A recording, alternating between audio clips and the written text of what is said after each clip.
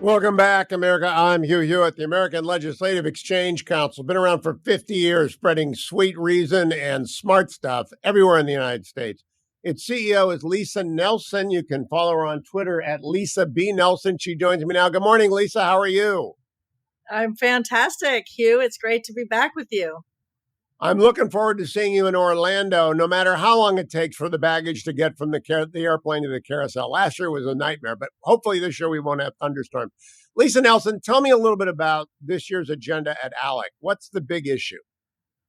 Well, we're really excited. I think there's more than just one big issue, but I would say some of the topics that you were talking about with Mitch McConnell just a minute ago, education, not the higher ed stuff for the states, but much more about the education freedom kind of extravaganza that happened all this year.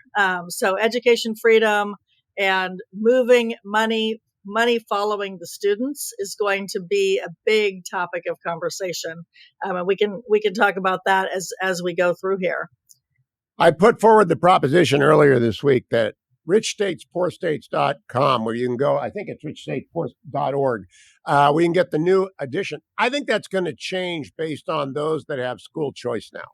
I think that Arizona and Florida and West Virginia and Ohio and Iowa really have a chance to skyrocket. Can't get much higher in Florida anyway. But what do you think about school choice and the rankings in rich state, poor state? Well, absolutely. It's all interconnected. And this is the 16th year of our Rich States, Poor States ranking, where we literally pit state against state to make sure that they're competing against each other. And, iron sharpens iron on this. And the states are now coming to our meetings and actually having discussions about how they can compete with one another. The education freedom movement fits right into that calculation. The money that is spent for students per student in every state is varies, as everybody knows, and the important thing is making that money work for the child and having that money follow. In Ohio they call it the backpack dollars. In other states they call it universal freedom, universal education. You could call it vouchers, but the fact is that parents should have that choice for their students, and that money that they're paying in with their taxpayer dollars should be able to, at least some of it, should be able to follow the student go to the school of their choice. I hope some point you have the ability to put together a rich state, poor states for education only, because I would love to compare California to every other state. I think California spends the most money for the least return, and that is the bluest state, but we'll see. Lisa Nelson, Yep. I also talked to Leader McConnell about NIL, name, image, and likeness legislation. Does that come up much at ALEC meetings? Some of those issues do come up. We're going to be talking about online safety this time, and privacy for kids.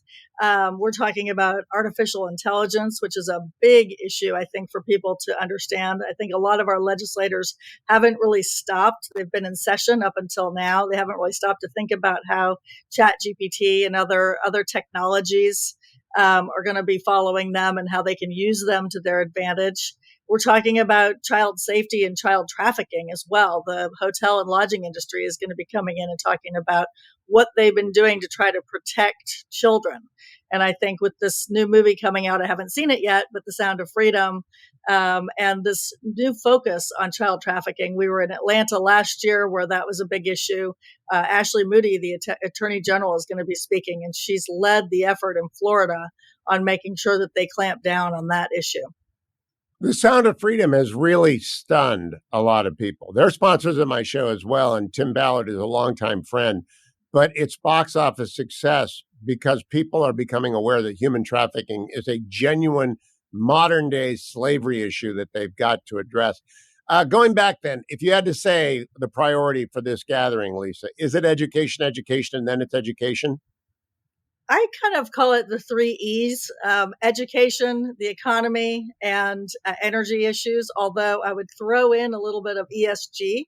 The topic of ESG and what now some are calling conscientious capitalism is certainly a big discussion. We've got model policy that really pushes to focus on fiduciary role and keeping politics out of pensions. We don't think that politics should be a part of the investment strategy. It should be about what is the right shareholder value.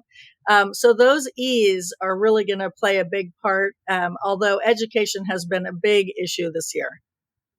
ALEC.org, ALEC.org. Lisa, how long have you been running ALEC? I've been here for almost 10 years. Wow. I know. I can't believe it. And we're celebrating our 50th anniversary this October, which will be really, really exciting. Well, congratulations on another great year. I'm really looking forward to seeing you in Orlando, as well as the lineup you always give me. Ask what if your people are listening. I want to talk NIL with people because Charlie Baker's running the NCAA.